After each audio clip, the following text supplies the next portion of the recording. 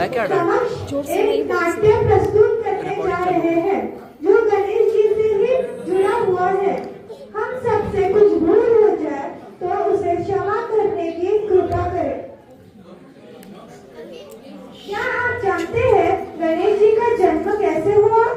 गणेश जी का जन्म माता पार्वती ने अपने उपतन से किया था। एक बार की बात है, शंकर जी घोर तपस्या करने के लिए वन में चले गए। कार्तिकेय ऋषि आश्रम चले गए और माता पार्वती अकेले हो गई। फिर उन्होंने अपने अकेलेपन दूर करने के लिए गणेश जी का विचार किया और अपनी उपतन को आकर्षित करने अपनी शक्तियों से उनको एक बालक के रूप में जागरूक किया, जिसका नाम गणेश रखा गया।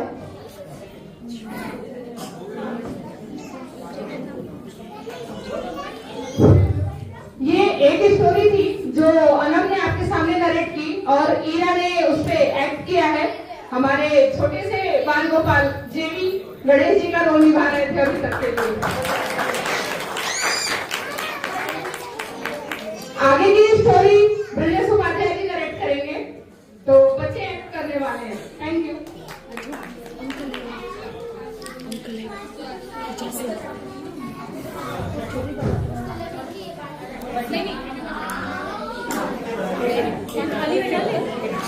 अभी गणेश जी सामान्य बालक की तरह थे। आगे की स्टोरी में हम देखेंगे कि उनका सिर गज का सिर क्यों हुआ। जब जब माता पार्वती स्नान करने के लिए जाती थी, वो गणेश जी को अपने द्वार पर दिखा के जाती थी कि कोई अंदर आने ना पाए। कोई भी माता ये नहीं चाहेगा कि उसके बालक का शीश जो है वो किसी जानवर के शीश जैसा हो। नंदी महाराज और इत्यादि सभी गण तो शंकर भगवान को रोक नहीं सकते थे, इसलिए माता पार्वती ने गणेश जी को बनाया था और शंकर जी को मना नहीं कर पाते थे। इसी से आहत होकर माता पार्वती ने गणेश जी को अपने पास रख लिया। अब जब भी माता पार्वती नहाने जाती तो वो गणेश जी को पहरेदारी के लिए बोलकर चली जाती थी। गणेश जी को इसके बारे में कोई जानकारी नहीं हुई।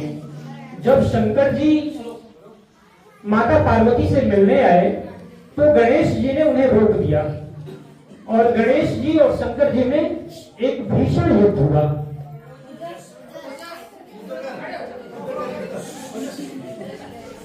गणेश जी और शंकर जी में भीषण युद्ध हुआ। शंकर जी ने गुस्से में आकर अपने त्रिशूल से गणेश जी का मस्तक धड़ से अलग कर दिया।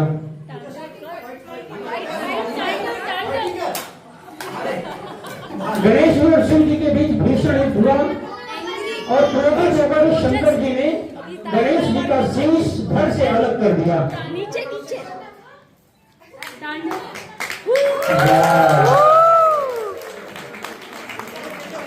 बालक गणेश का चीख और पुकार सुनकर माता पार्वती दौड़ी दौड़ी आई और गणेश जी का मस्तक धड़ से अलग होकर पाया।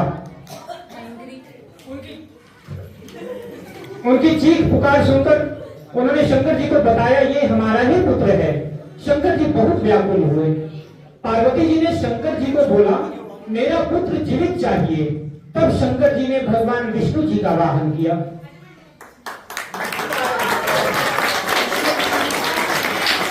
विष्णु भगवान सारी परिस्थिति को समझते हुए तब उन्होंने ब्रह्मा जी को सूचित किया।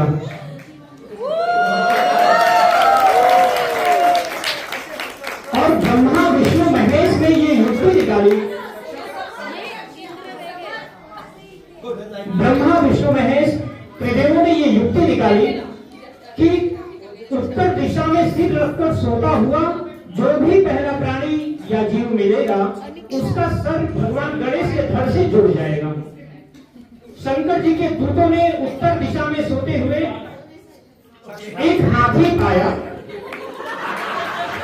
और उसका ही सर ले आए। धड़ से अलग करके उनका सर ले आए और शंकर जी के सामने रख दिया। उस हाथी का सर शंकर जी के सामने रख दिया। शंकर जी के अब ब्रह्मा जी ने कहा कि आपकी कृपा से ये सर उसे जुड़ जाएगा। शंकर जी ने हाथी का सर गणेश जी के फल से जोड़ दिया।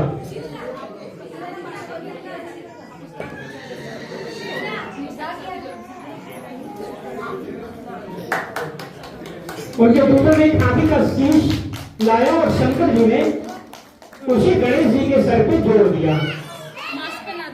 ब्रह्मा जी ने उन्हें जीवन दान दिया। ब्रह्मा जी ने उन्हें जीवन दान दिया और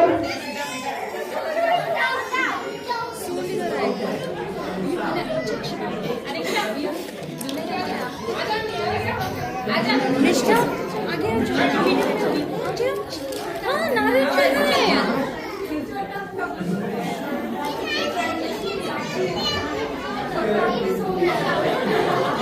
शंकर जी के आवाहन पर ब्रह्मा जी ने उन्हें जीवन दान दिया।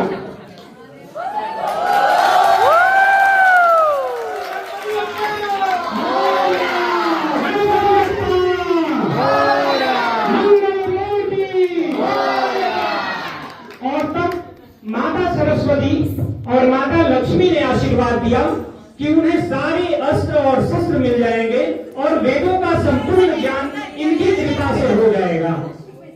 तो माता लक्ष्मी और माता सरस्वती के आशीर्वाद से श्री गणेश जी को संपूर्ण वेदों का ज्ञान हुआ और उन्हें सारे अस्त्र और शस्त्र मिल गए। बोलो गणपति बप्पा मंगल मूर्ति, गणपति बप्पा मंगल मूर्ति।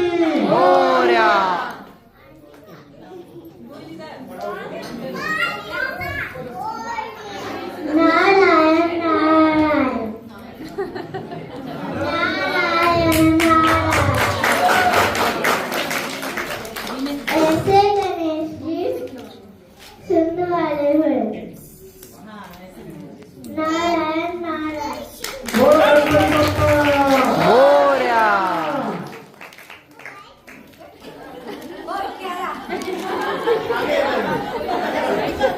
हाथी भाग गया।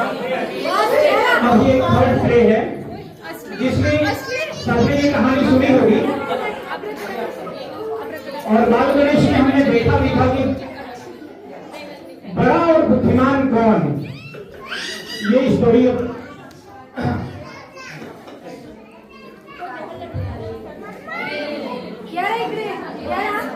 एक बार शिवजी और पार्वती सोचे कि हमें दो पुत्र हैं, गणेश और कार्तिकेय।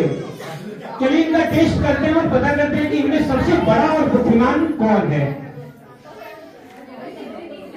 गणेश जी और कार्तिकेय में कौन ज्यादा बुद्धिमान है, इस बात को लेकर बहस छिड़ गई और इसका समाधान पाने के लिए भगवान शिव के पास पहुंचे।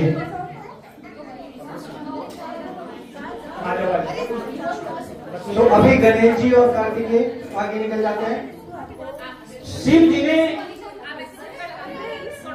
जी ने बोला कि जो पृथ्वी का सबसे पहले चक्कर लगाकर यहाँ कैलाश पर पहुंचेगा वह सबसे ज्यादा बुद्धिमान और बड़ा होगा। कार्तिकेय सुनकर पृथ्वी का चक्कर लगाने निकल गए और गणेश जी ने हाथ जोड़कर शंकर जी और पार्वती जी का चक्कर लगा लिया और यहाँ की यही में पृथ्वी और आकाश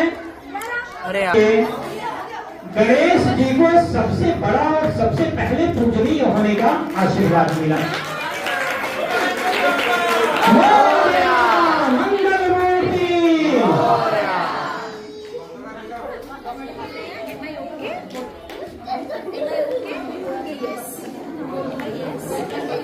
बोलो Ganpati Bappa.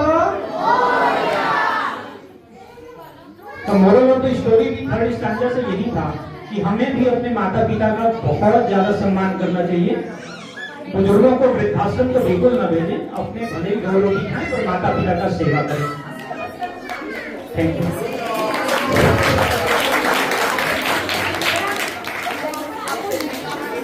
Thank you everyone. ये हार्डली 2 घंटे में इन्होंने प्रिपेयर किया है